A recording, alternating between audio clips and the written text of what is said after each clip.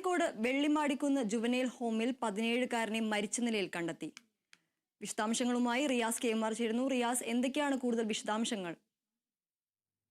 ദീപ്തി, ഈ വിഷുദിനത്തിൽ ഏറെ വേദനിപ്പിക്കുന്ന ഒരു വാർത്തയാണ് പങ്കുവെക്കേണ്ടി വരുന്നത്. കോഴിക്കോട് വെള്ളിമാട് കുന്നിൽ ജുവനൈൽ ജസ്റ്റിസ് ബോർഡിന്റെ ഒരു ഹോമുണ്ട്.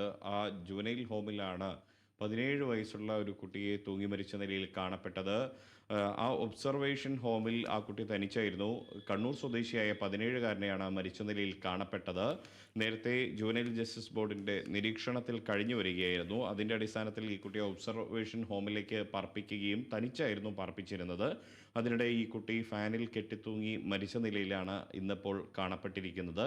മൃതദേഹം ഇപ്പോൾ കോഴിക്കോട് മെഡിക്കൽ കോളേജ് മോർച്ചറിയിലേക്ക് മാറ്റിയിട്ടുണ്ട്.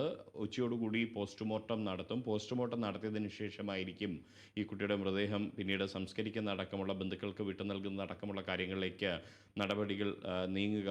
ഒരുപക്ഷെ ഒരു ജുവനൈൽ ജസ്റ്റിസ് ഹോമിൽ കഴിയുന്ന ഒരു കുട്ടി ഇത്തരത്തിൽ വിഷുദിനത്തിൽ ഇങ്ങനെ ജീവനൊടുക്കുന്ന ഒരു സാഹചര്യം, അത് ഏത് തരത്തിലുള്ള മരണമാണെന്ന് കണ്ടെത്തേണ്ടതുണ്ട്. ജീവനൊടുക്കുന്ന ഒരു സാഹചര്യം, അത് അങ്ങേയറ്റം വേദനിപ്പിക്കുന്ന ഒരു വാർത്ത തന്നെയാണ് ഈ വിഷുദിനത്തിൽ നമുക്ക് പങ്കുവയ്ക്കേണ്ടി വരുന്നത്. ദീപ്തി.